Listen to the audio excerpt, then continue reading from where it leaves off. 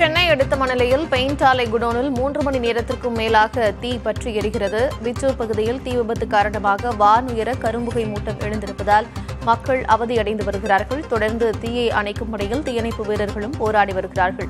இவர்களுடன் இணைந்திருக்கிறார் செய்தியாளர் எழில். நாம் ஏற்கனவே இப்பற்றி பார்த்தோம். தற்பொழுது 3 மணி நேரத்திற்கும் மேலாக தொடர்ந்து அந்த தீ எரிந்த வண்ணம் இருக்கிறது. தீயணைப்பு படை வீரர்கள் எந்த அளவுக்கு இந்த தீயை அணைப்பதற்கு நடவடிக்கை எடுத்துட்டு வராங்க? கார்த்திகா, நாம் ஏற்கனவே பேசியது போல இந்த சென்னை மணலி புதுநகர் அடுத்த இந்த விச்சூர் பகுதியில் ஏற்பட்ட இந்த பெயிண்ட் கிடங்கில் ஏற்பட்ட தீ விபத்தானது மலமளவன பரவி அந்த கிடங்கு முழுவதுமாக எரிந்து வருகிறது. இது மட்டும் இல்லாமல் அங்கே வைத்திருக்கக்கூடிய ரசாயன பேரல்களும் வெடித்து சிதறி வருகிறது. தீயணைப்பு நிலையத்திற்கு அளிக்கப்பட்ட தகவலின் பேரில் தற்போது வரை 10க்கும் மேற்பட்ட தீயணைப்பு வாகனங்கள், அதே போல ஸ்கைலிப்ட் மூலமாக ஒரு 3 ஸ்கைலிப்ட் வாகனங்களும் குடிநீர் வாகனங்களும் இங்கு வரவழைக்கப்பட்டு தீயை கட்டுப்படுத்தும் பணி நடந்து வருகிறது.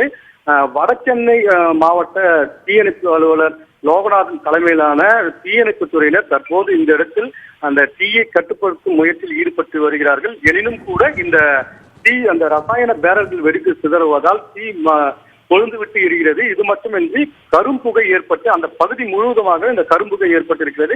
இதனால் உள்ளே சென்று தீயை அணைக்க முடியாத ஒரு நிலை ஏற்பட்டிருக்கிறது.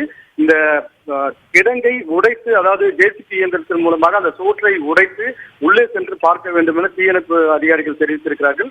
இது மட்டுமின்றி தற்போது வரை இந்த 10க்கும் மேற்பட்ட இந்த தீயணைப்பு வாகனங்கள் வரக்கூடிய அந்த தீயணைப்பு வீரர்கள் தொடர்ந்து தீயை கட்டுப்படுத்த முயற்சியில் ஈடுபட்டு வருகிறார்கள். எனினும் அவர்களுக்கு இந்த உள்ளே செல்வது என்பது மிக சவாலாக பார்க்கப்படுகிறது. ஏனென்றால் முழுவதுமாக அந்த தீ ஒரு புறம், இந்த ரசாயன பேரல்கள் வெடித்து சிதறுவது ஒரு புறம், இப்படியாக அந்த தீ பயங்கர தீயாக மாறி எரிந்து கொண்டிருக்கிறது.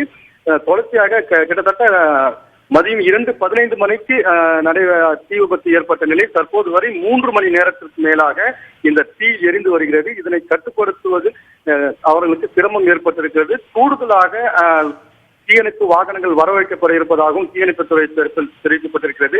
இந்த தீ விபத்தில் பணியாளர்கள் யாரேனும் உள்ளே சிக்கியுள்ளதா, இதனுடைய இழப்பு மதிப்பு என்னவாக இருக்கு என்பது குறித்தெல்லாம் தீ முழுமையாக அணைக்கப்பட்ட பின்புதான் தெரிய வரும் அவர்கள் தெரிவித்திருக்கிறார்கள்.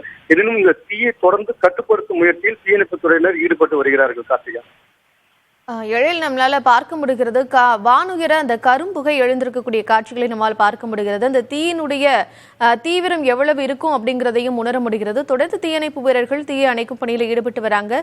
விரைவாக அவர்கள் இந்த பணியை முடிப்பாங்க அப்படின்னு நம்பலாம். விவரங்களை வழங்கியமைக்கு நன்றி எழில்.